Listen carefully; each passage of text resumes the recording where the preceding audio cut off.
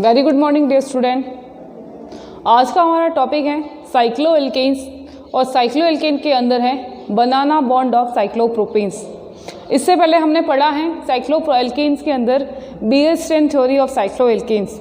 It's mean जितने भी cycloalkane compound होते हैं उसके अंदर क्या होता है, तनाव पाया जाता है, स्ट्रेन पाया जाता है, उसी के कारण वो अस्थायी या अनस्टेबल प्रकृति के होते हैं। तो इस चीज़ को एक्सप्लेन किया था बियर नामक वैज्ञानिक ने और उन्होंने अपना एक सिद्धांत दिया जिसे बियर स्ट्रेन थ्योरी कहा जाता है या बियर के विकृतिवाद का सिद्धांत कहा जाता है, जिसके अंतर्गत हमने क्या देखा है कि जैसे जैसे हम हायर साइक्लोएल्केन्स की तरफ जाते हैं बॉन्ड एंगल में डेविएशन बढ़ता जाता है और जैसे जैसे बॉन्ड एंगल में डेविएशन बढ़ता जाता है वैसे वैसे विचलन या उसके अंदर विकृति बढ़ती जाती है और मॉलिक्यूल जो है वो साइक्लोएल्केन अस्थायी प्रकृति का होता है। सबसे ज़्यादा डेविएशन किस में देखा था? सबसे ज़्यादा डेविएशन होता है साइक्लोप्रोपेन के अंदर, ठीक है, लगभग 24.75 डिग्री हाईएस्ट उसके अंदर डेविएशन है। तो हाईएस्ट क्या होगी? विकृति होगी और हाईएस्ट विकृति होगी तो अनस्टेबिलिटी भी ज़्यादा होगी, तो अस्थायी प्रकृति का होता है। उसके अलावा हम साइक्लोप्रोपेन से जैसे ब्यूटेन की तरफ जाते हैं विकृति थोड़ी कम होती है, प्रोपेन की तरफ जाते हैं पेंटेन की तरफ तो विकृति और कम होती है, एक से भी कम हो जाती है। इसलिए साइक्लोएल्केन में साइक्लोपेंटेन को हायर स्टेबल या सबसे ज़्यादा स्थायी प्रकृति का माना जाता है। फिर साइक्लोहेक्सेन की तरफ बढ़ते हैं तो मान और नेगेटिव में बढ़ने लग जाता है, ठीक है, नेगेटिव के अंदर मान आता है उसका -5.25 के अराउंड। उसके बाद में साइक्लोहेक्सेन से हेप्टेन, ऑक्टेन इस तरह से आगे आगे बढ़ते जाते हैं तो मान ऋणात्मक आता है। तो चाहे मान धनात्मक आए या ऋणात्मक आए, दोनों स्थिति के अंदर क्या होता है, प्लस आता है मान तब संकुचन होता है, माइनस आता है तो प्रसारण होता है। तो ओवरऑल जो मॉलिक्यूल होगा या साइक्लोएल्केन होगा उसके अंदर उसका कोणीय मान, जो कोणीय का मान होता है या एंगल का जो मान होता है वो चेंज हो जाता है, उसके अंदर डेविएशन या विचलन आ जाता है और कहीं ना कहीं विचलन आएगा तो वो मॉलिक्यूल साइक्लोएल्केन अस्थायी या अनस्टेबल प्रकृति का हो जाएगा। तो इसी के लिए हमने उसमें पढ़ा भी था कि साइक्लोहेक्सेन जो है वो भी अनस्टेबल होता है, लेकिन उसकी स्टेबिलिटी को कौन बताता है? सेशे और मोरे नामक वैज्ञानिक बताते हैं कि साइक्लोहेक्सेन प्लेनर है तो अनस्टेबल है, लेकिन उसको मोड़ के मरोड़ी संरचना बना दी जाए तो स्टेबल होगा।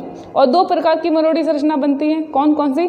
चेयर फॉर्म और बॉट फॉर्म बनती है और चेयर फॉर्म बॉट फॉर्म में से चेयर फॉर्म मोर स्टेबल होती है। ये ओवरऑल कॉन्सेप्ट था अपना साइक्लोएल्केन्स के बारे में।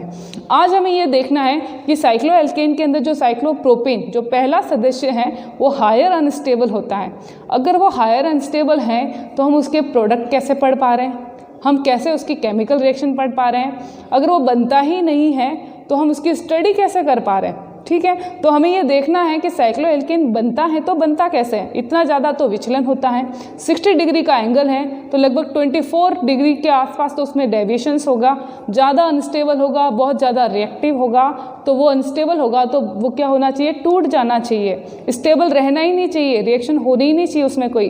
फिर भी वो स्टेबल प्रकृति का होता है, रिएक्शन देता है, उसके पीछे कारण क्या है? तो उसके पीछे कारण है उसके बनाना बॉन्ड्स। जो वो बनाना बॉन्ड्स बनाता है उस वजह से थोड़ा स्टेबल हो पाता है या कोई भी रिएक्शन दे पाता है या प्रकृति में पाया जाता है। कैसे होता है ये देखते हैं। हमारा टॉपिक है साइक्लोएल्केन्स और साइक्लोएल्केन्स के अंदर है बनाना बॉन्ड्स ऑफ साइक्लोप्रोपेन। जनरली संरचना देखे साइक्लोप्रोपेन की तो देखो कुछ इस तरह से पाया जाता है। 3 कार्बन होते हैं, तीनों कार्बन एक दूसरे से जुड़े हुए रहते हैं। ऐसा स्ट्रक्चर दिख रहा है जैसे कि एक त्रिभुज या ट्रायंगुलर एक कंपाउंड हो, तो एक त्रिभुज की भांति आपको इसकी संरचना दिखती है। अगर मैं बात करूं साइक्लोप्रोपेन की जगह प्रोपेन की, तो प्रोपेन कैसा होता है? एक सीधी श्रृंखला के रूप में होता है। जब वो सीधी श्रृंखला के रूप में होता है तो बॉन्ड एंगल कितना होता है उसका? 109 डिग्री 28 मिनट का उसका बॉन्ड एंगल होता है और इस कंडीशन में कोई डेविएशन नहीं होता है तो वो स्टेबल कंडीशन कहलाती है। जैसे ही दोनों सिरे से पकड़कर उसको क्या करेंगे? जॉइंट कर देंगे, जोड़ देंगे, एक बंद संरचना बन जाएगी और बंद संरचना जो बनेगी उसके अंदर बॉन्ड एंगल कितना होगा? 60 डिग्री का होता है। अब 60 डिग्री को हम कितना इसके अंदर डेविएशन आएगा उसको, इसके लिए एक फॉर्मूला दिया था इस तरह का। किसने दिया है? बेयर ने। ये क्या बताता है कि कितनी विकृति है। तो देखो 109 डिग्री 28 मिनट में से अगर 60 डिग्री आप माइनस करोगे उसमें 2 का भाग लगाओगे तो लगभग मान आता है 24.75। कितना? 24.75 डिग्री इसका मान प्राप्त हो रहा है। ये क्या मान है, ये जो मान है ये वो विचलन का मान बताता है। इट मीन इसमें विचलन ज़्यादा है, विचलन ज़्यादा है तो ये क्या होना चाहिए, अस्थायी प्रकृति का होना चाहिए। तो ये अस्थायी प्रकृति का होता है, लेकिन फिर भी अगर ये बनता है तो किस तरह से बनता है उसके बारे में हमें देखना है। तो जनरली देखो, अगर कोई भी कंपाउंड है उसके अंदर बॉन्ड की बात करेंगे तो हमें पता है कि कार्बन एक क्या है, संतृप्त कंपाउंड है। यहाँ पे भी कार्बन संतृप्त है, कोई डबल बॉन्ड नहीं है। तो इसके अंदर कार्बन का संकरण क्या होगा, कार्बन का संकरण होगा sp3 संकरण होगा। और sp3 संकरण अगर तुलना करो आप sp से, sp2 से और sp3 से, तो बताओ s करेक्टर किस में ज़्यादा है, s करेक्टर इसमें ज़्यादा है। फिर p करेक्टर क्या बढ़ रहा है, तो इसमें p करेक्टर 50%, फिर p करेक्टर और बढ़ रहा है, फिर p करेक्टर और ज़्यादा बढ़ रहे हैं। तो जैसे जैसे p करेक्टर बढ़ते जाएंगे वैसे वैसे बनने वाला बॉन्ड भी स्टेबल होता जाएगा। जब p करेक्टर ज़्यादा होता है तो बनने वाला बॉन्ड भी स्टेबल होता है, ठीक है। उसके लिए और उसके लिए आपको चीज़ याद रखनी कि पी करेक्टर तभी ज़्यादा होगा जब बॉन्ड एंगल का मान हमेशा 90 डिग्री से ऊपर हो।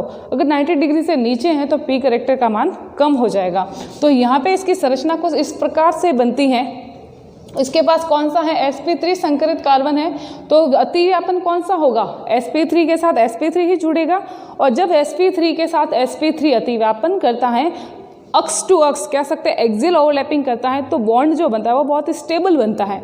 अगर मैं sp3 ये इधर मेरे पास है, दूसरा sp3 इधर है, अगर इसके ऑन द एक्सिस जो है इसके ऑन द एक्सिस अगर मैं इसकी ओवरलैपिंग करवा रही हूँ तो सिग्मा बॉन्ड बनेगा और बनने वाला सिग्मा बॉन्ड बहुत ही ज़्यादा मजबूत बनता है, ठीक है, क्योंकि इलेक्ट्रॉनों का घनत्व एक ही दिशा में होता है। तो यहाँ पे भी sp3 संकरण है तो क्या होगा, इसी तरह से ओवरलैपिंग होगी, इसी तरह से ओवरलैपिंग होनी चाहिए।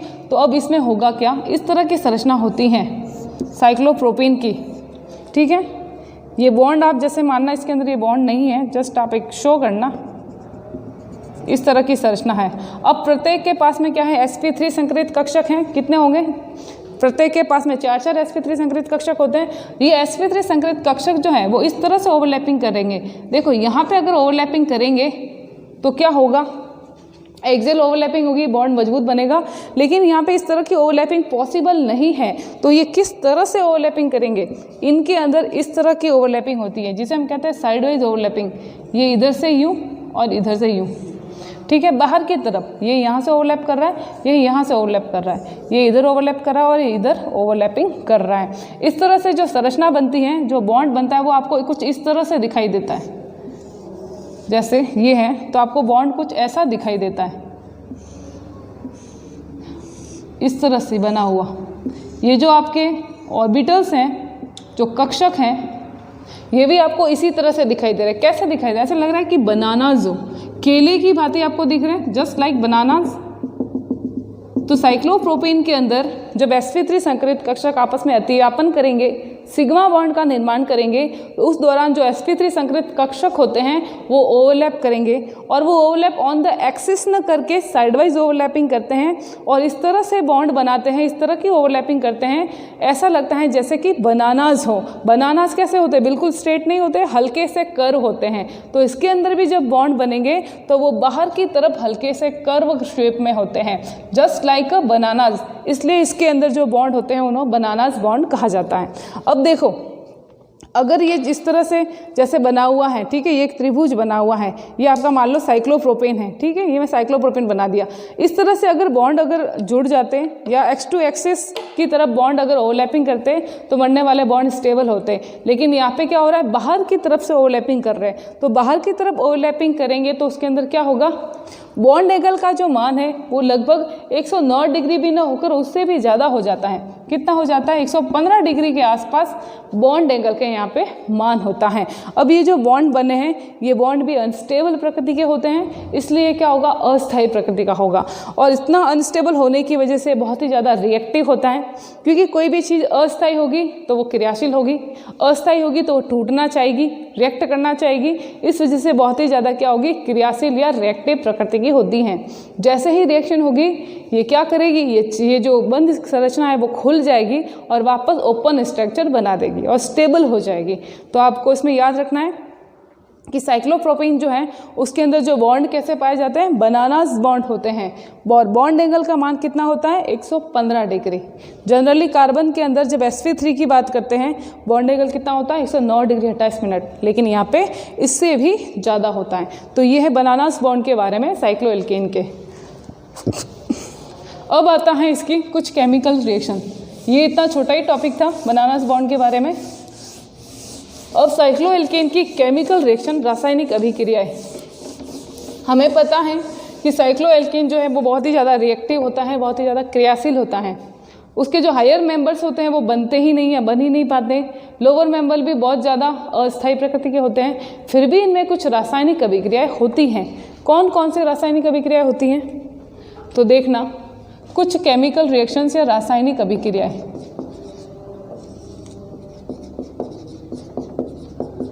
रासायनिक अभिक्रियाएं, इसके अंदर जो सबसे पहली अभिक्रिया आती है वो है प्रतिस्थापन अभिक्रिया या सब्स्टिट्यूशनल रिएक्शन। प्रतिस्थापन अभिक्रिया कौन देंगे, देखो सभी प्रकार के अल्केन जो है साइक्लोएल्केन प्रतिस्थापन या सब्स्टिट्यूशन की रिएक्शन देते हैं, लेकिन मोस्टली जो हायर एल्केन्स होते हैं जैसे कि साइक्लोहेक्सेन, पेंटेन, ब्यूटेन, ये क्या होता है, पेंटेन वगैरह तो स्टेबल होते हैं, इस वजह से वो टूटना नहीं चाहते। तो जब टूटना नहीं चाहते तो जो भी प्रतिस्थापन होगा वो सतह पे ही होता है, इसलिए ये प्रतिस्थापन अभिक्रियाएं देते हैं। जैसे कि पहली है आपकी प्रतिस्थापन या जिसे हम कहते हैं सब्स्टिट्यूशनल रिएक्शन, प्रतिस्थापन अभिक्रिया। इसके अंदर क्या होगा, मान लो मैंने एक ले लिया, यह है आपका साइक्लोपेंटेन। अब साइक्लोपेंटेन के ऊपर मुझे प्रतिस्थापन करवाना है किसी का, जैसे कि क्लोरीन के साथ में इसकी रिएक्शन करानी है। तो लाइट की प्रेजेंस में जब क्लोरीन के साथ में इसकी रिएक्शन कराऊंगी तो क्या होगा, एक हाइड्रोजन रिप्लेस होगा और एक क्लोरीन यहाँ पे शिफ्ट हो जाएगा। तो ये देता है सब्स्टिट्यूशन रिएक्शन। इस तरह से इसकी सतह पे ही प्रतिस्थापन होगा, इसको टूटने की जरूरत नहीं है क्योंकि ऑलरेडी ये क्या है, स्टेबल है। तो यहाँ पे आ जाएगी क्लोरीन। तो एक प्रकार से क्या हो गया, ये प्रतिस्थापन हो गया। इसी तरह से आप ब्यूटेन के लिए भी ले सकते हो। ये ब्यूटेन लिया, साइक्लोब्यूटेन, साइक्लोब्यूटेन का लाइट की उपस्थिति में प्रतिस्थापन कराएंगे तो क्या होगा, हेलोजन, एक हाइड्रोजन बाहर निकलेगा, उसकी जगह एक हेलोजन आ जाएगा। तो CH2 CH2 CH2 CH और ये Cl, क्या नाम देंगे, 1-क्लोरोसाइक्लोब्यूटेन। इसी तरह से 1-क्लोरोसाइक्लोपेंटेन, इस तरह से हम इनको नाम दे सकते हैं। तो ये जो हायर एल्केन होते हैं साइक्लोएल्केन, वो प्रतिस्थापन अभिक्रिया देते हैं। फिर आती है उसकी एडिशनल रिएक्शन, कुछ योगात्मक अभिक्रियाएं। योगात्मक अभिक्रियाओं में क्या होगा, योगात्मक अभिक्रियाओं में योग होगा। किस पे योग होगा, रिंग के ऊपर। तो रिंग पे योग कैसे होगा, तो रिंग टूटेगी क्योंकि अनस्टेबल है, तो रिंग टूटेगी, ओपन स्ट्रक्चर बनाएगी और वहाँ पे एडिशन होगा। तो कौन से सदस्य ये अभिक्रिया देंगे, लोअर मेंबर्स। तो यहाँ पे है योगात्मक अभिक्रिया। योगात्मक अभिक्रिया में जैसे आप हेलोजनीकरण देख सकते हैं, मतलब हेलोजन जुड़ रहा है तो हेलोजनीकरण कह सकते हैं उसको, हाइड्रोजन जुड़ रहा है तो हाइड्रोजनीकरण कह सकते हैं। जैसे कि मान लो एडिशन ऑफ हाइड्रोजन, या जिसे हम कहते हैं हाइड्रोजिनेशन भी कह सकते हैं। ये अपने पास है एक साइक्लोप्रोपेन, ठीक है। साइक्लोप्रोपेन पे मैं जब हाइड्रोजन जोड़ूंगी निकल उत्प्रेरक की उपस्थिति में, तो हाइड्रोजन कहाँ जुड़ेगी, जहाँ से बॉन्ड टूटेगा वहाँ पे एक एक हाइड्रोजन ऐड हो जाएगी। जैसे देखो ये CH2, ये इधर टूटा, ये इधर टूटा और चैन एक खुली संरचना बन गई और एक एक हाइड्रोजन क्या हो गया, अब यहाँ पे ऐड हो गया। तो साइक्लोप्रोपेन से क्या बन गया, प्रोपेन की खुली संरचना बन गई, ठीक है। ये कहलाता है हाइड्रोजिनेशन। इसी तरह से ले लो आप जैसे ब्यूटेन, तो ये मैंने ले लिया साइक्लोब्यूटेन। साइक्लोब्यूटेन का हाइड्रोजनीकरण कराएंगे निकल धातु उत्प्रेरक की उपस्थिति में, पैलेडियम ले सकते हैं, प्लेटिनम ले सकते हैं। तो क्या होगा, कहीं से भी आप बॉन्ड ब्रेक करो, एक बॉन्ड ब्रेक हो गया, ये यहाँ से टूटेगा तो एक एक हाइड्रोजन इसके ऊपर जुड़ जाएगी। तो ये CH3 CH2 CH2 CH3 क्या बनेगा, N ब्यूटेन बन जाएगा। इस प्रकार से एक खुली संरचनाएं प्राप्त हो जाएगी। जुड़ क्या रहा है, हाइड्रोजन जुड़ रहा है। पहले जो प्रतिस्थापन बताया था उसमें क्या था, हेलोजन का प्रतिस्थापन हो रहा था। तीसरा इसी के अंदर एडिशन ले लेते हैं, जैसे कि एडिशन ऑफ हेलोजन, हेलोजन जुड़ेगा। एग्जाम्पल जैसे मैंने साइक्लोप्रोपेन लिया, ठीक है, ये साइक्लोप्रोपेन है, उसके ऊपर मुझे FeCl3 की उपस्थिति में क्लोरीन का क्या करना है ना, एडिशन कराना है। ये रिएक्शन होगी डार्क या अंधेरे में होगी। तो अब करेंगे क्या, तोड़ दो यहाँ से, ये एक बॉन्ड टूटेगा और एक एक हैलोजन दोनों जगह पर जुड़ जाएगी। इसको मैं जब ब्रेक करूँगी तो एक हैलोजन यहाँ आ गया, एक हैलोजन यहाँ आ गया, तो क्या बनेगा 1,3 डाइक्लोरोप्रोपेन। तो ये 1,3 डाइक्लोरोप्रोपेन का निर्माण होता है।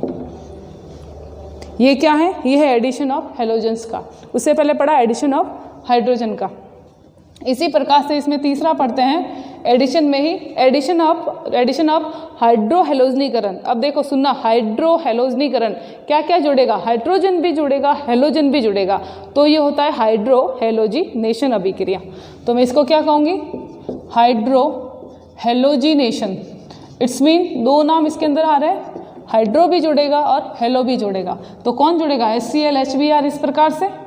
जैसे कि एक साइक्लोप्रोपेन है, रिएक्शन कराई आपने HCl के साथ, जब HCl के साथ में रिएक्शन कराओगे तो कहीं से भी बॉन्ड ब्रेक कर दो।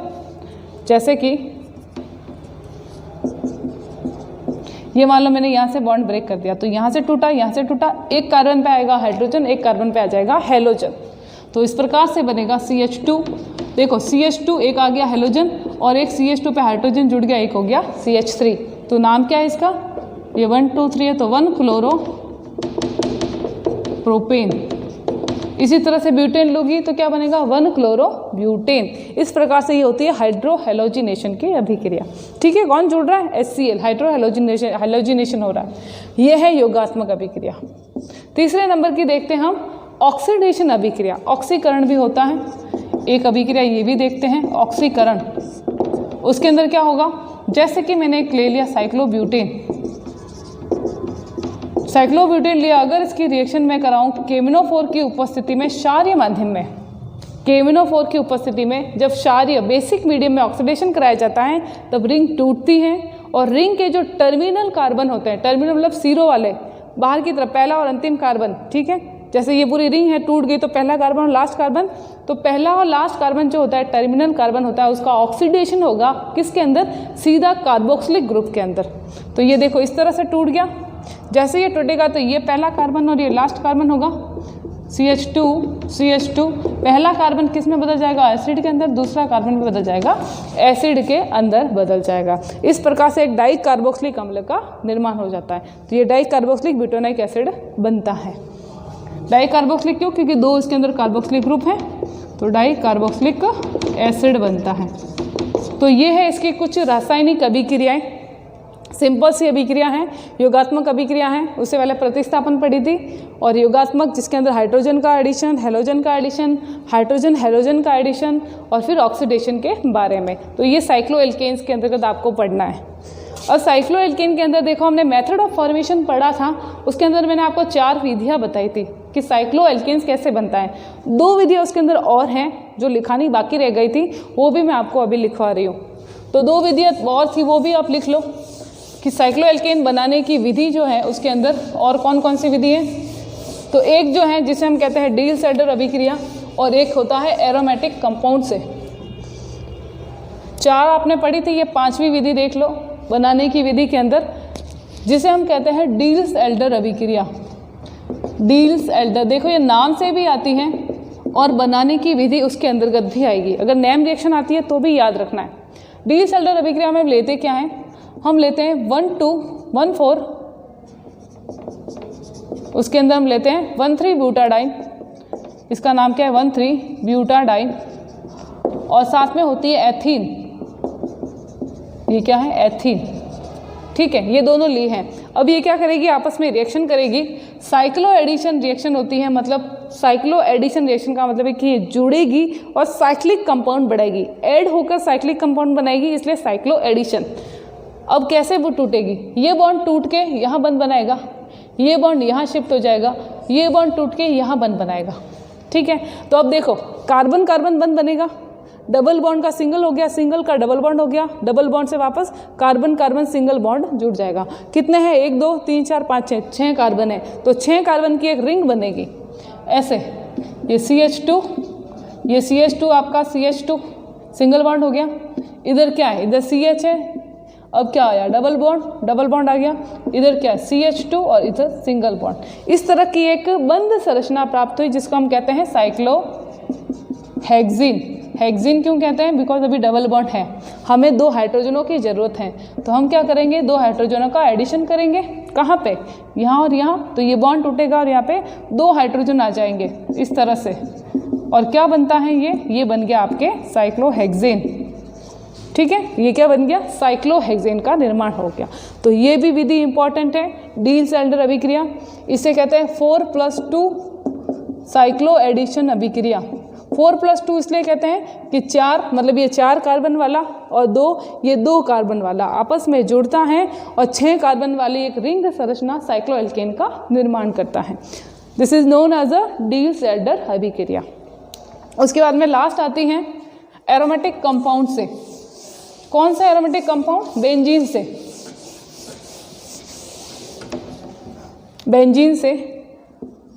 बेंजीन का क्या स्ट्रक्चर होता है? बेंजीन का स्ट्रक्चर हमें पता है कि इस तरह से होता है, एक कार्बन और उस पर एक हाइड्रोजन जुड़ा हुआ रहता है और प्रत्येक के पास डबल बॉन्ड होता है ऑल्टरनेट। इस तरह से बेंजीन की संरचना होती है, C6H6 कार्बन, प्रत्येक पे एक हाइड्रोजन और अल्टरनेट डबल बॉन्ड रहता है। अब इससे हमें साइक्लोएल्केन बनाना है तो क्या करना पड़ेगा, इसका हाइड्रोजनेशन करना पड़ेगा, हमें इसका रिडक्शन करना पड़ेगा। कितनी हाइड्रोजन की जरूरत है?